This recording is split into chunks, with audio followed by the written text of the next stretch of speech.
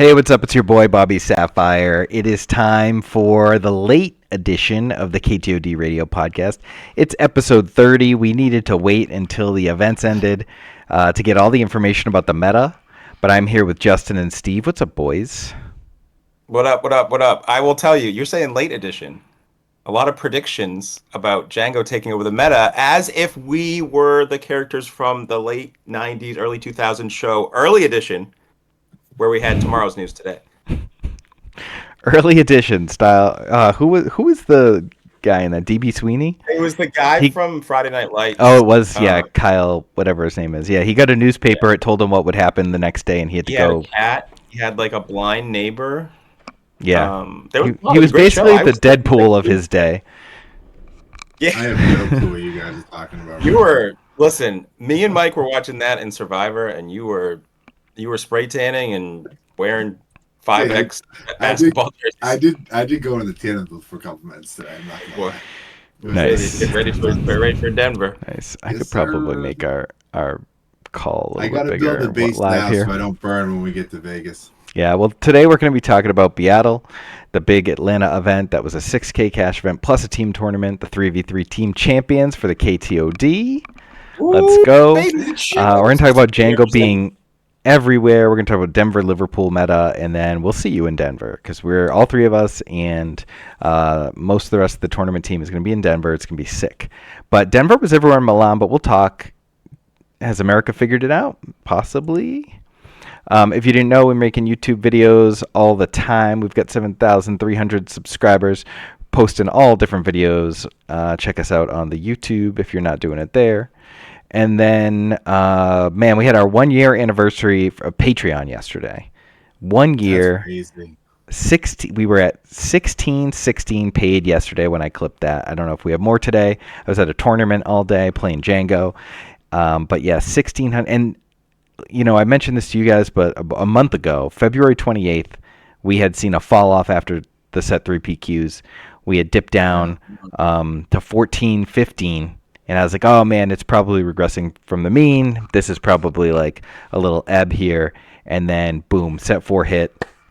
The wave crashed. We've got plus 200 subs in the last 30 days. It's been absolutely nuts. Yeah, and I Jump also to think to add Lightspeed. on there, like the Discord, I wouldn't say it was dead because it's always lively, but I feel like it has just been absolutely bananas with activity. I've been streaming a ton of Django. I know that like Alex, who just crushed Atlanta, has been Mhm. streaming. Tada's been streaming. CJ's been streaming. Like the streaming has certainly been like nonstop, and then I wouldn't say nonstop. So pretty Well, much like once a day there's Eric like Oakley is about to stream in 1 hour. He hit me up. He wanted me to give him a yeah, shout and then out. like the box breaks have been sweet, but like honestly, like one of the things that I've noticed is like a lot of the really competitive players have been like really vocal in the Discord and it's like giving their opinions and like there's been like productive like discourse of like, hey, this is the way I think a matchup goes, and like this is the way I think something else goes, and like a ton of that energy is just like talking things out. Like I think my deck beats Django. No, it doesn't. Here's what all that stuff, and then obviously it was proven at the felt on the felt this past weekend. Mm-hmm. But like there's just so much chatter in various threads, and then there's breaks, and then we're putting stuff out internally. So it is super active right now. Yeah, I've Shout, done. shout out to all the people who are like really tapping in and contributing. Yeah, I mean, you and Chrono did the Sabine Town Hall.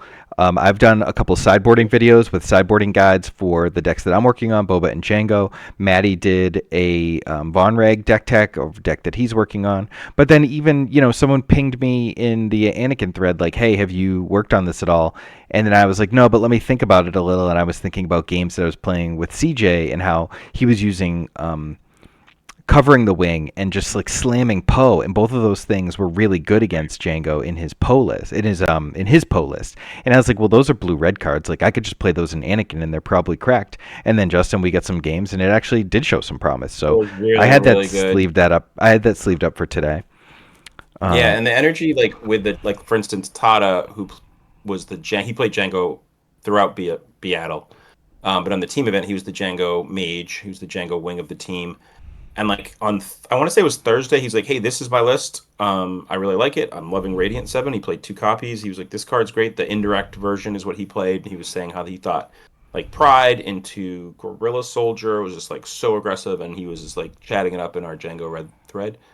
And then him and I were kind of co-piloting on one of the streams too, using that build. So like that type of thing, like covering the wind or like the indirect damage or like whatever like the sort of new tech is, like getting to see it explored throughout the week. Like, and then some of the stuff that's not good, like we had some Moff Gideon explorations midweek, and I was like, but we're guys, playtesting this. That's like the value. I mean, obviously there's a lot of value in the Discord, but if you're looking for stuff from us, we're out there and we're playtesting the stuff and we're giving you feedback and we're like putting it in the list and letting people know in the deck threads what's working and what's not working. And I always thought that's something I carried over from the Hyperloops that I thought was the most value, is that you weren't just getting deck lists. You were getting deck lists that you know were playtested, and you actually get to be a participant, #participant in the deck iterations and the conversations in the threads and through the streams. You get to see us actually playing the things that we talk about. So it's not just like this thing is some place where you just pay for deck lists. It's not that at all. It's like the engagement with seeing how decks are developed and being part of it, which is great. Matter of fact, don't think you're gonna pay for deck lists, because like mine changes so much. Justin, what version of Sabine are you on? If I'm playing your list, you're like, yeah, but did you look at the list that I like updated while I was driving down the turn? Yeah. Like iterate timestamps. Version 1423. If you didn't know, we've got a KTOD shop, KTOD-shop.fourthwall.com. All our premium gear. You cannot get the Milan hat on the shop, but Justin's wearing all team gear. I hope he ordered that hat for tomorrow. I will say I ordered Nikes on Friday and they came today, so I'm guessing that the hats are coming tomorrow. I think there's one hat that we got to fight between us. That's fine. Whoever makes top 8 gets to wear the hat backwards on stream. That's all I care about. It's a great looking hat. Man. And we have to shout out our VIPs. These people have been insanely supportive over the last year. These are our super supporters: Achilles, M, Travis, Mitch, Imrahil, and Rick. Thanks so much. We really appreciate all your support, and look forward to having you as VIPs going forward. That's great. Maddie's not here, but check out his channel. Hopefully he puts some content up there soon. He's going back to work this week. He did the one for us, which I thought was great. For Denver, it's gonna be the first time you can tap in on U.S. soil for the win a showcase. So I really liked his video for us for the main channel, talking about like the leaders that were the best suited for that. I know Steve, you're kind of going in on that angle, but I think that's pretty cool. Coming to Denver, like showcase winning FFG. Yeah, he did one villain video, one hero video, and they're on our main YouTube channel. And then so Steve, you're undertaking the quest to win the Luke showcase in Denver. That's my plan. Yeah, been brewing up, playing some Luke the past like 24 hours or so, maybe 36. And it's not as bad as I actually thought it was gonna be. I've been playing Data Vault, and I've been having some success with that. And I got these girls for you. It works. Yeah, we and Mike and I chatted on the way home from his tournament today for a good 35 minutes about like the difference between his version and mine, because his is a little bit more aggressive and mine's a little bit more controlling. But since doing that, I have found like Sabine's tie is insane in that deck. Yeah, I think Sabine's tie, get the shield on covering the wing. Think about Rebel Assault. I'm thinking Rebel Assault with Sabine's tie in this Luke deck. Like just getting real aggro with it, I think could be really spicy. So we'll see if it can hang. An angle that people aren't expecting, because they just usually blue-green heroes just a mid-rangey to control. When are they playing Luke? When are they playing home one? Well, we're gonna do that, but you're gonna be at 5 HP left. Yeah. I've lost to that deck a handful of times with Django, where there's other decks that I've never lost with Django, but that deck you can lose grasp of the game once Luke comes out and you can't kill Luke, and they get to play removal spells for Devastator and stuff like that. So it's not the easiest deck to that's not the easiest to beat with Django. Yeah, navigate. I agree. It was one of the decks that through the PQ season I was like, shit, I really don't want to see the Luke green at the table. And then even in New York, I played it in the final round, and I was like, damn, this is just not the matchup that I was hoping for my final round. Right. Man, the KTOD World Tour, our last stop in the first leg, is this weekend. Crazy that Grand Denver. finale. Well, we've got Minnesota, which is like I think And Vegas is really Maddie's gonna do right. Maddie's going to Richmond. be in Richmond, so I do have to update this. I say this like every week, but I do have to update the slide. But these first 6 that I put on there, they happened. They all happened, and the Denver's happening this weekend, which I'm hyped for. And then yeah, we get to add Mini and Richmond to it because Denver's this weekend and Liverpool's this weekend, and we get to talk about the meta in a second. But we'll be having KTOD deck mats, shirts, coins, life pads for people. KTOD life pads. I busted them out today for the first time. I gave them to a couple subs that were at the event. There were like way more people at the event that were subs that just like didn't tell me, then tagged me after, and I was like, man, I would have given you the life pads if I had known. Right. Yeah, I love. man, I don't even have those life pads yet. WTF. You've been in And Italy. this is for everyone, like not necessarily at the hang, because at the hangs we know you're coming to like hang out. But like if you're in Denver and you're a sub and like come up and say you can't make the hang, like come up and say hello during the event, because like I've only been to events like in Charlotte. The hang was relatively small. We had a great time. Like a select few came and it was literally fantastic. Steve and I had a ball. But then the next day, like walking around, like saw some sweet people kind of give you the look of like, hey, you're like the KTOD guys. It's like, no, like come over and like say what's up. Like we'd love to get to know your real names. And just like, kick it for a little bit and chit chat. Like that's what it's all about. No doubt. I would love it. And then I will have a life pad for you. All right, the first thing we have to talk about is the 3v3 team championship at the Battle in Atlanta this weekend. If you didn't watch the finals live on YouTube, it was crazy. So first off, Alex, Wu, Tata, they did an amazing job taking down this event. We were so hyped watching it. They took a loss day one. They had to play 9 rounds, including the first round. So it was double elimination. They had to play McClunky and beat them twice, and they beat them on Friday night. And that was dramatic fashion as well. It went to 3 games, went to the third game. And then they had to go back, play all day Saturday, and play Saturday night for the double final, to double win. And it came down to the last match. I don't know how much you guys want to say about the details, but man, it was so fun. Bro, I can't even lie. When we were watching last night, when the Enfys Nest and then the L2 hit the table against Tata, I was like, yo, I'm going to bed. This is over. Like I can't watch him lose. And then like five minutes later, my phone's going off the hook. I'm like, yo, that's nuts. I was like, there's no way Alex was. Well, that's crazy. The crazy thing, because like Tata's game wrote it off. Tata's game actually looked like he was like 45% to win. Like he had a real shot, and then the Enfys came out. But throughout that whole like 20 minutes where Tata was sort of in that weird stage, is Han gonna pull ahead? And it kind of felt like it was slipping away a little bit. People were joking about like how far behind Alex was in game 3. Like Alex has like Alex has like a DJ, and the opponent has like 2 reinforcement walkers and like an Avenger. It's looking grim. And so then like I think CJ on the cast was like, imagine if like Tata loses, but Alex somehow brings it back and wins. And then like we're just like, it was seeing it happen. 20 minutes of that. It's insane. Yeah, He's insane. It was so long. So 20 minutes of them telling us that, and Symbiote was like streaming live, and he was like, "Oh, Alex is cooked," and then they cut over to the Han versus Cad stream, and it's like a Cad Bane that was just played, and Alex has 5 units out on the board, and so he took all but 1 unit, and Alex went freaking jetpack, cunning +4, lethal. And took it down. It was sick. It's just insane. So insane. Yeah. And shout out to the guys. Like shout out to Metal Fab for the sponsorship. You can see on the Woo's right sleeve. You can see the little sponsorship. Woo's looking kind of jacked there, man. Woo looks like he's an NFL, like a veteran NFL quarterback. Like he's got like a Joe Flacco, like Danny Dimes. Woo did meet Danny Dimes this week. That's crazy.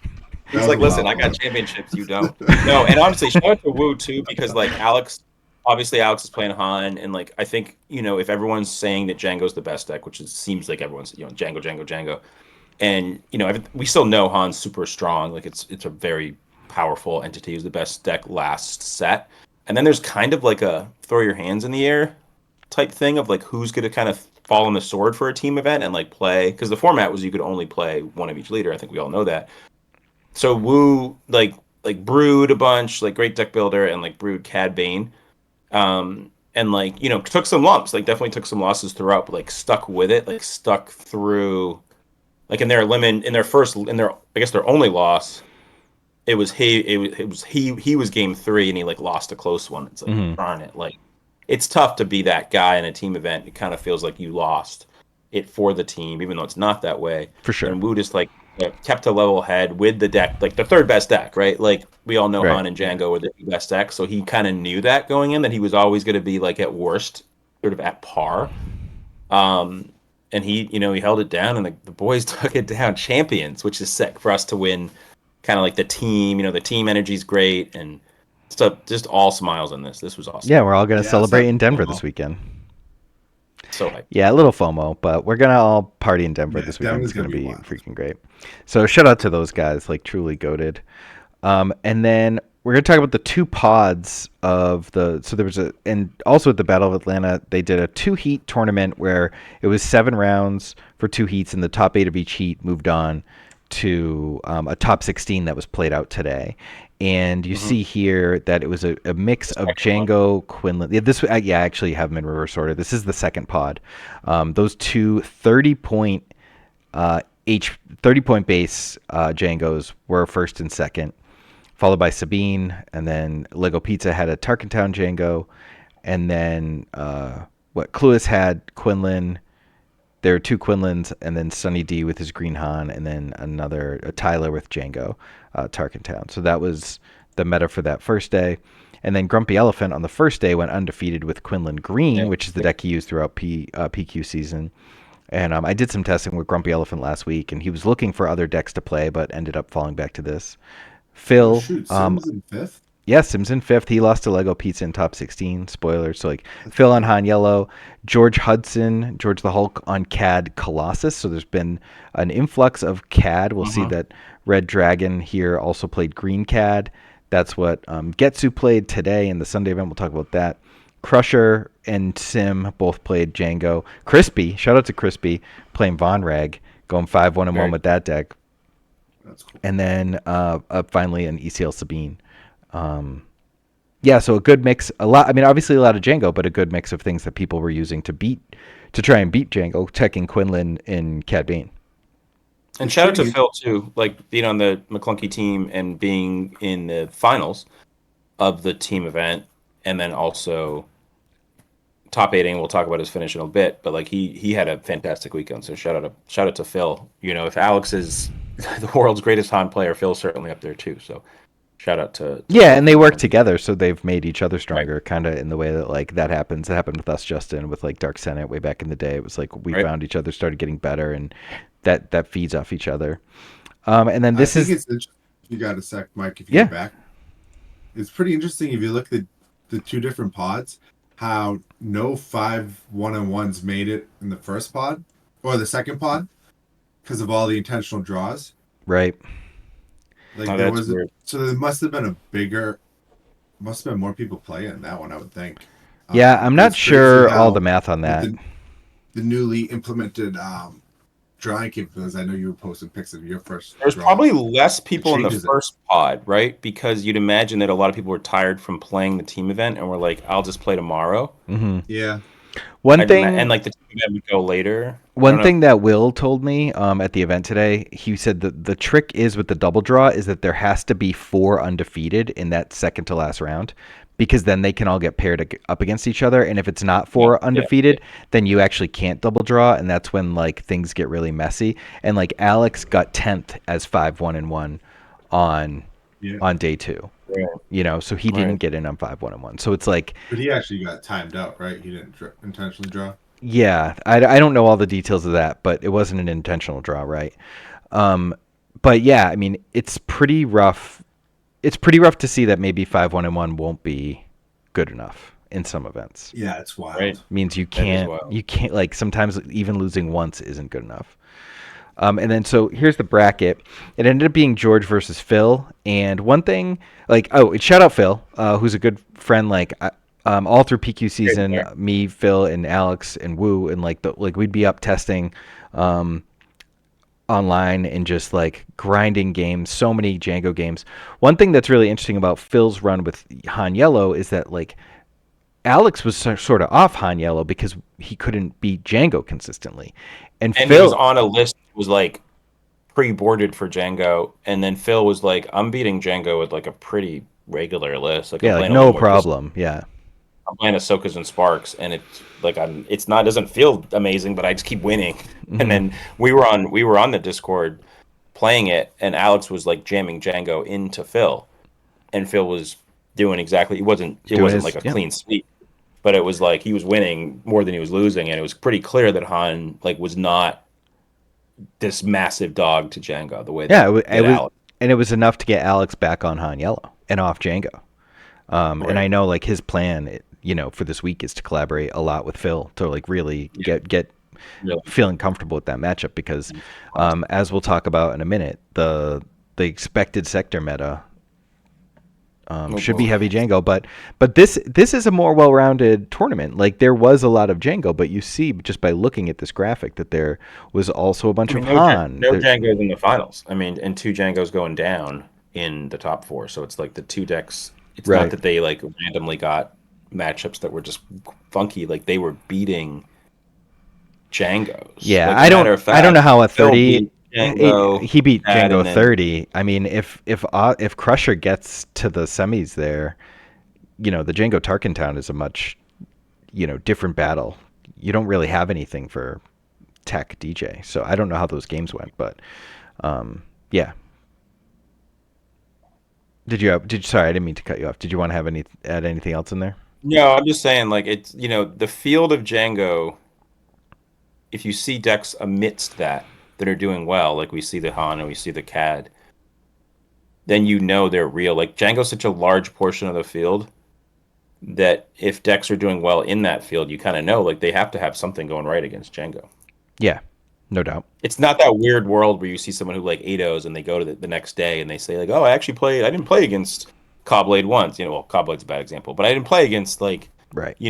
this deck once because I just dodged it because it was only 18% of the field. Like Django is large enough that you're almost certainly going to play it now. So Right. these guys are playing it, they're getting the top eights, and they're beating it. So it's kind of like I actually think that's sort of hopeful.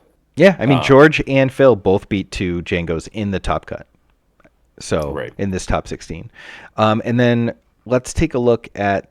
Well, we could take a look at Phil's list quickly. I don't know if there's anything like you said, it wasn't that different. There's really not any new cards in here except for Ahsoka.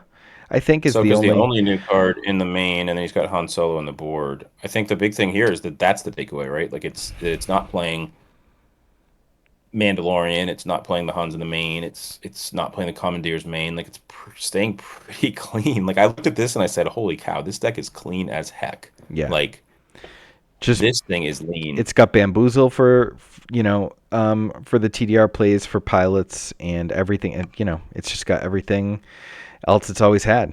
Just adding the Ahsoka as the extra discard plus tap gives it that added element of control, which is really nice. And yeah, congrats to Phil for taking this thing down. This was the top cut. So there was also an event Sunday. So this was the top 8 after Swiss Okay. of the 2K cash event for Sunday. Another 7-round cut to top 8 was played Sunday, and it was taken Okay. down. Or it might not have been. It might not have been a top cut event because 7 rounds on Sunday seems like a crazy amount. People have to go home. But Phenom won with CAD blue, CAD green. Getsu piloted that to second, and then there was also another CAD green in the top 4. And people are looking at these CAD control decks as ways to beat Django, and we saw that in George's run in the top 16. We saw that in Getsu's run throughout the team tournament and here. So yeah, what do you guys think of CAD? Like, I mean, 3 out of the top 4 were CAD blue 30, right? Is that what that is? one's It's blue and 2 are green. Command Center's green. Navarro City's blue though, right? No, Navarro City's green also. Is it? Okay. Yeah, that's Getsu. He always plays CAD green. Got it. Yeah, I mean, I think the big cats they figured something out. There, at least they certainly aren't like certainly not having this performance and saying they're punting to Django. Like you wouldn't do that. They definitely have some form of confidence there. Yeah, I mean, I know as soon as my wife goes to bed tonight, I will be firing up some CAD Green. Because if it really is an answer to Django, I want to see how it is. Because it's also really good against Han. Even though Alex pulled that game out, in general, it's good into Han. And I know Alex does not want to have to face it. Yeah. And Django struggles into these CAD control decks because it struggles to kill CAD unit. It struggles to kill CAD leader when it's a unit, and it really struggles once they resolve even a single relentless pursuit to steal one of the Ruthless Raiders or one of the War Juggernauts. Gotta play L37, man. Yeah, if only. Or 4. It's not that crazy. That'd be wild. L3. Yeah, maybe that needs L3. Maybe that's something we should work on. But cost 4, you smuggle it for 6. Free the boys. Free the boys for 6. I think there's another card that just frees the boys for 6. I've even seen some people playing Dryden Voss the last couple days off of their CAD stuff, which is it's horrifying. What were we playing the other? Was it you and me playing the other day, Steve? And someone stole our Obi-Wan, and then played it with Dryden. No. That was you. That's me and you. It was me and you. We won the next action. It was wild because Obi-Wan died and put the counters on CAD unit. Oh man, it was crazy. Wild. Yeah, usually when someone steals my Obi, like Palp, like that's GG. But we battled it out. The Anakin deck is too good. All right, so now we can transition overseas and talk about Milan. So this was the Enter the Jangoverse event. 550 players. The meta was 26% Django. I think I predicted 23%. I think our median for the team tournament, the tournament testing team was 25% in the mean. But 45% of the day 2 field was Django. That means not only do you have to play Django, but you have to play it well, and then you have to expect half of your matchups in day 2 to be Django. And horrifically, 7 out of the top 8 were Django, and the finals was a Django mirror match. Yeah, it was about this time last year when it was the first event was overseas. It was a win 25 cases or whatever event. Yeah. And it was 8 Bobas who ultimately did get banned. My reaction to this is yes, Django is what we thought it was. It is what a lot of people thought it was. My response is it still doesn't necessarily need to be banned. I would like to see these CAD blues. I would like to see the response to really what is actually good against it and people getting insight on that, because it's certainly CAD can't beat my Kazuda deck, and it's no, he can, or Django can't beat my Kazuda deck. He can, Kazuda's not doing anything. But now it's we didn't necessarily have the eyes on CAD the same way. Wu was looking at it, and we had a little bit of chatter, but we weren't necessarily deep diving CAD, right? Well, yeah, I mean, he put a lot of work into it to play it into the team event. That he was. No, I know that. Django Was guy. Everyone working on CAD to beat Django, or was everyone working on sort of a wider range of things that might beat Django? Oh, yeah. Now, we more narrowly focused on. Okay, CAD is something that might be able to beat. Hey, Han might be able to beat Django if we can look at Phil's. There's more of a central focus on the response.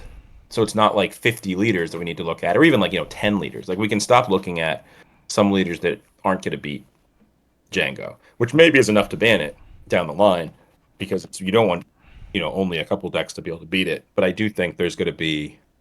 I would be surprised if Denver has 45% of day 2 is Django.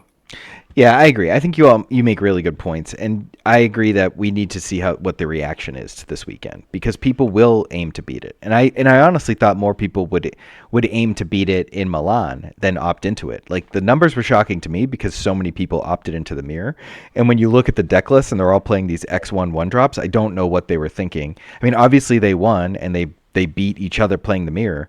But it was almost like a game, like a reverse game of chicken, where it was well, are we all going to cut the 1-drops, or are we all going to beat the 1-drops? Yeah. So I agree that what's up? I was going to say, it kind of reminds me of the Glee season, the mirror. Mm-hmm. Yeah, exactly. Kind of exactly the same thing. Yeah, and Steve's talking about the Green Lantern versus system. Yeah, Emerald Enemies deck that was super dominant in one season of versus system. So yeah, we need to see if these CADs are going to work it out. for sure. We got to see if anyone else can work it out. Like, and we're all doing work. Like that was us doing work on the Anakin last night and seeing like, all right, can we even this matchup? Because what if things change? What if it's It's also not the this? blending. It's also the blending. You have CAD crushed American Django in Atlanta, which was a little more mid-rangey Django, the Tada version. The Ian version. It's like, playing the 4-5-3 Sentinel and Radiant Sevens and the bigger version. No Wonder, no Greedos in the main.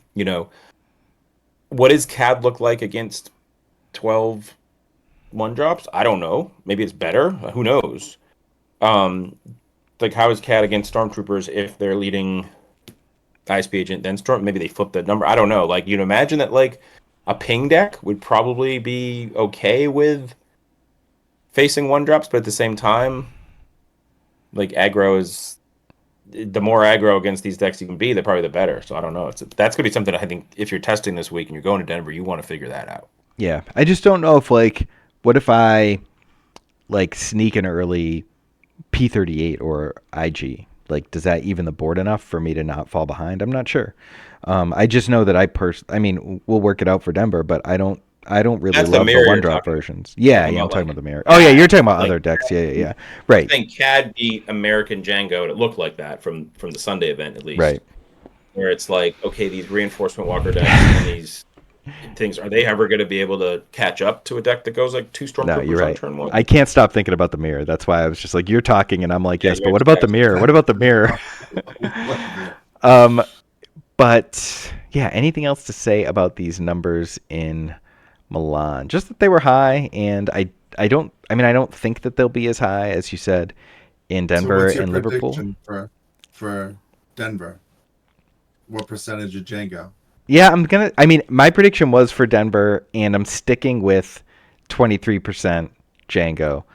Now, what does that mean for DD? It's still going to be a lot of Django, there's no doubt. But I'm interested to see what people do with these CAD decks, and if I can beat the CAD decks is specifically what I'm most interested in. Yeah, I actually think that day 1 might even be a little higher. I know it sounds weird, but maybe like people just lean into it and they say, like, oh, you'd almost have to be foolish not to play it if you did this. It is the best deck. But then that's what people say. I think there'll be enough groups that say, hey, we found someone that beats it. And if it's CAD blue, like I'm certainly going to be building some CAD blue, some CAD green, and gaming this week with you guys, Discord and stuff like that. I know that my contention early on was that they should just ban War Juggernaut. I thought that was actually like much more of a problem. I think Devastator makes Django a little too good as well, but Devastator is going to be good no matter where you put him. Obviously with Django, that's really pushed. The thing that worries me about not banning him is with Boba was the best deck in any villain color combination because he worked with every color. Which that was what I always said was the reason he got banned, but I don't know what they'll do with Django, but we'll have to see. Well, one thing that I thought was interesting, we saw some of the 30-point Djangos, but I did see someone say like Tarkentown was an even larger portion of the meta because that includes Quinlan. They keep printing all these ping leaders, so many ping leaders. Yeah. They printed 3 more ping leaders this set. Like, what did they want? Like, what did they think was going to happen? But then Tarkentown keeps DJ down. It's this interconnected web of like things that should be banned. Level on level. It's an onion, Jerry. At the next level. Yeah. Did they but know I'll tell you one doing? thing. I don't know. One of the things that we oftentimes miss with this is like we're always going to talk about the highest power level deck. It was Boba, and then Boba got banned, and it was like Sabine's unstoppable then, right? And then Han became clearly very good, and people were like ban DJ. And like what card is really annoying that I haven't seen in a while, and like I thought might even get banned, like Restock. Remember the Restock like exhaustion mirrors? I know. No one wants that. Like Be careful what you wish for, because if you ban DJ and you ban Django, like you better get your off color control, bounty hunter crew in Luke decks going, and that's a meta that no one wants to play. What if instead of doing all that they just unban Boba? That'd be wild. Oh yeah, I was talking about this today, and I think what we should do for a video is after Denver, and we have some time before our next event, is let's build a set for Boba and play it against Django. That sounds amazing, actually. Yeah. Boba, awesome. What can be Boba? What can be Django? It's your son. He's there. I don't know. I think that I think Django would win, personally. Do you? because you don't get that Boba flip turn. He stifles it. Yes, Yeah. however, Boba Yellow would be wild right now. Boba Yellow Like would be Mando, crazy. Mando, and like Man, Boba Yellow's thing. dead. Oh Even my! Bobby can't even go. What was it? X 3 and two 3. with Even him, Bobby goes whatever the 3 and 3 moment. with Django Yellow. Yeah, something like that. All right, I wanted to shout out our boy from that we hung out with in London, Betten, for coming in second at the Milan sector with this spicy. He's on Team Enigma with his buddy Sip and all the European guys, Thork and that crew, and they play one drops. They have a much different approach to the deck that we have, although they did get on the ISB agent. Or I guess maybe they were on ISBs before, but some people have cut them. They have Shuttle ST149, which, Justin, you've loved as a one of in this deck. Yep. No, and this deck's good. I think it proves this is something that you and I were talking about this morning in the car, which was basically like, I think my first reaction was IG-2000 shuts this variation down. And they realized, or they picked up on something, which was basically that IG-2000 is not that it's too late, still very good if it's, to get something back. But the 2/1 drops is still, and if one of them's ISB agent, that is a sequence that you can still push a lot of damage. And then still play. You don't have to lose out on Devastator on the other portion of the game. So, your 1-drops become resources later in the game. Your 1-drops are essentially replacing things like, you can see 2 Kylo's ties. He doesn't have General Pride. There's not that many 2-drops. It's the Crafty, really, and the Zagarian. He doesn't even have the Zagarian. No, he just has Kylo's. It's just 1-drops. And so it's like 1-drops are replacing those other things. So you're able to go like Stormtrooper, they do something, or whatever. UISB agent, and you have that tempo, you have that angle in your deck, you have that portion of your deck. So yeah, shout out to those guys, and it's a great finish for Betten. We both played him in London. He was very confident. He beat me. Yeah, I'm undefeated against him. Sorry, Betten. With the Han red, but he's got his. I'm just kidding. Second, he's very good. Yeah, ticket, so playing ticket. That's good. right. Very, very good. No, he's good. Sure. He's really good, and he was a super nice guy. Yeah, and the thing about that I've been saying about Django, and this is like a corollary to my idea, is that like you could do things he missed like out on a showcase. That's funny. That match was for a showcase. It was for a showcase. I didn't even think about it that way. Yeah. Django Mir in the finals is a showcase. Yeah. That's cool. Django has extra cards because you when you play Triple Dark, you get your card back, and like you can just spew. Like you can go Hellbent, you can go down to 0 cards. I did that today in one game. And so like playing the extra 1-drops and just using it for damage, you're gonna even out because you're gonna draw. It's a little risky, but yeah. And here's another thing. Not always, but often. Quinlan into Django, I think, sometimes can feel bad as Django if they draw the right cards, and against the 1-drop version, that's not the case. The 1-drop version has to absolutely fry Quinlan because you're just they can't get your turn 1. They can't target. Yeah, I mean, in last set I basically only mulled for Greedo. Yeah, like that has to be. That has to flip it, and then like Force Throw, you can discard a 1-cost card. Like the changes of that deck has to be. I mean, I'm sure Quinlan still has some draws that beat it. Quinlan's very, very powerful, but if you're looking for a deck like, I Django and I can't beat Quinlan, like play this version. Because no doubt. Yeah, it's gotta. I mean, most of the Quinlans have cut all their 1-drops, but honestly, a deck like this could have people rethinking that. Yeah, like R2. Yeah. I did play Quinlan today, and I sided in the Greedos, and they felt so good. And I did it again against Sabine, and I had my old ISB Greedo start pinging with a surprise strike, and I was just like felt like a warm blanket. All right, and the other deck I wanted to shout out from this event was the only non-Django in the top 8. Let's go, Malvolio, with his yellow Piet deck.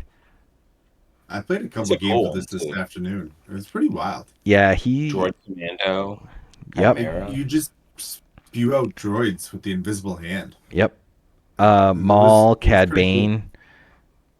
Yeah. Finalizer.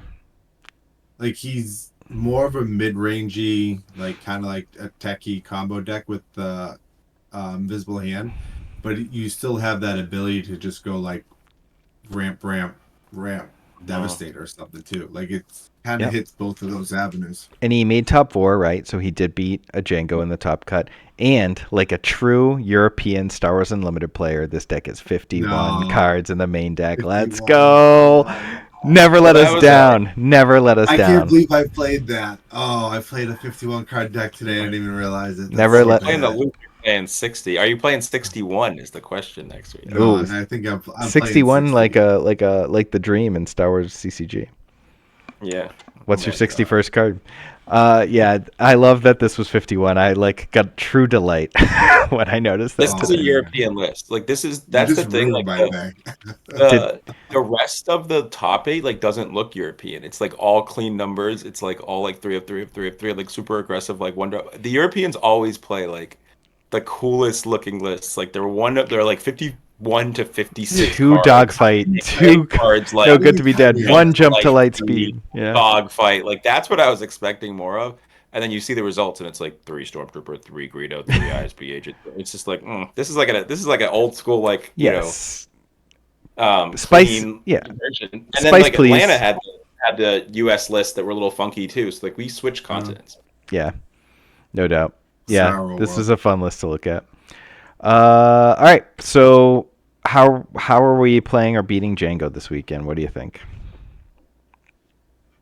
I mean, I'm playing Luke and just hoping to put as many shields on as many sentinels that I can.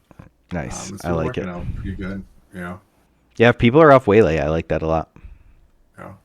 I think there's a hybrid of somewhere along like in Greenland or something between the European and United States like tech that came out of the Django's. That's probably so. My first stop is learn. My second stop is learn the mirror with some cards that I think are going to be good against the 1-drop version, but aren't necessarily the 1-drop version. And then my first stop is just like see if these cats are actually like crushing the Django's the way that they maybe look like they could be. And So third you're stop on would CAD probably be Hummer. this weekend. I'm thinking about some CAD. We'll see how it. Ooh. I mean, I hit up Boo today. I was like, let's CAD Green this weekend, and he said, I think objectively Django's the right choice, and that's not how I feel.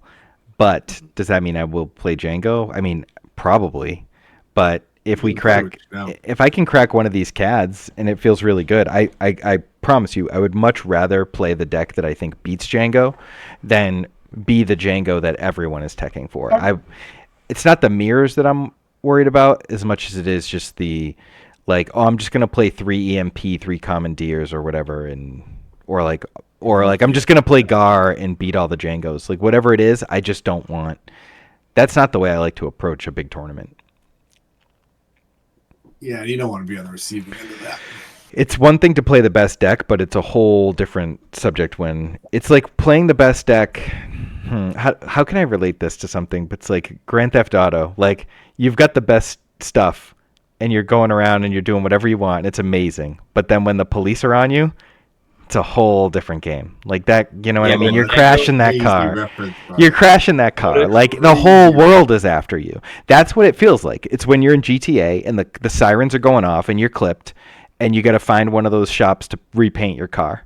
That's what it feels like taking Django to an event right now. BobbySapphire feels like the whole world's coming for him.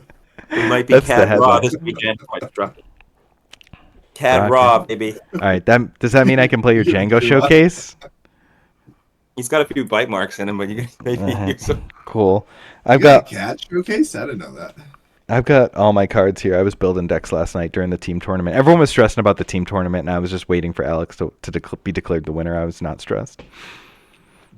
All right. Well, it's way past Steve's bedtime, so we got to call this thing. But yeah, thanks for watching and listening. And it is a shorter, abbreviated version, but we wanted to make sure we got all the meta because that's the most important thing in the competitive environment right now. But we will see you in Denver. This is Talking time.